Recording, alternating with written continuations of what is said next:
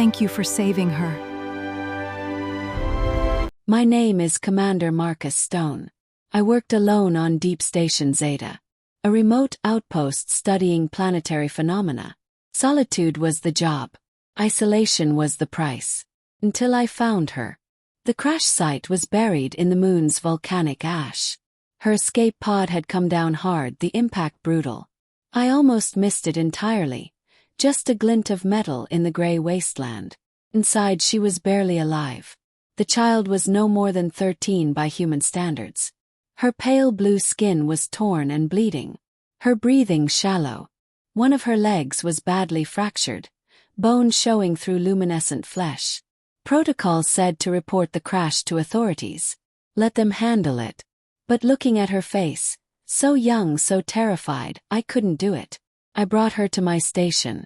For 3 weeks, I worked on her injuries with every medical technique I knew. Cauterized her wounds. Set her leg in a regeneration cast. Monitored her vitals like her life depended on it. 'Cause it did. On day 22, she opened her eyes and looked at me.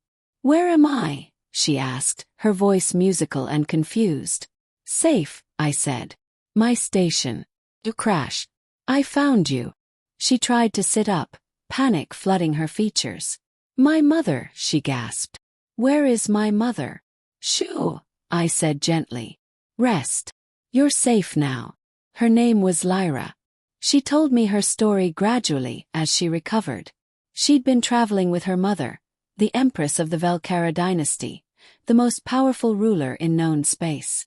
Their transport had encountered a solar flare.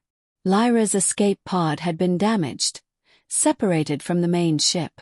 She'd been alone for 2 weeks before I found her. Terrified, in pain, believing no one would come.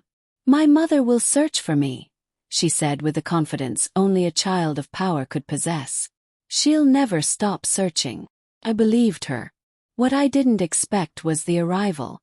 The Imperial fleet appeared in orbit around the moon without warning. Dozens of ships. Military precision. A display of absolute power. I should have been terrified. Instead, I felt strangely calm. I knew this was coming. The shuttle landed outside my station. A full honor guard emerged. And then she came. The Empress. She was magnificent. Regal. Wearing white and gold armor that seemed to glow with inner light.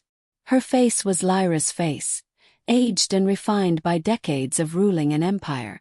She stopped in my doorway and looked at me with an intensity that felt like it could pierce dimensions. "Where is my daughter?" she demanded. "She's here," I said, stepping aside. "She's safe. She's healing."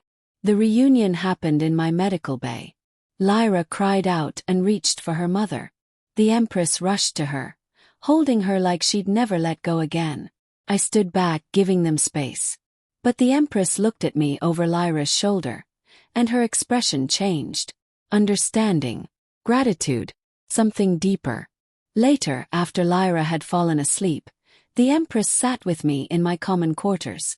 "I am Empress Valeria Vel'Karah," she said formally. "You have saved my only child. The heir to the throne. The future of my empire. I just found her," I said quietly. "Anyone would have done the same." "No," she said, studying me with ancient eyes. "They wouldn't have. Most species see an alien child as a liability. Complication. A burden." She stood and walked to the viewport, looking out at the stars. "You saw a child who needed help," she continued. "And you didn't hesitate. You risked everything. For someone not even of your species." She turned back to me. "That," she said, "is humanity in its truest form." The Empress offered me everything. Position at court. Power. Wealth. Status. A place in the most powerful family in the galaxy. Thanked her. But I declined. "Why would you refuse?" Lyra asked me one morning, after she was well enough to move around the station. "You could have anything." I knelt down to her level. "Because I don't need anything from your mother," I said gently. "What I needed was to know you'd be okay. That's all that matters." She hugged me and I felt something shift in my chest. The Empress visited one more time before returning to the capital.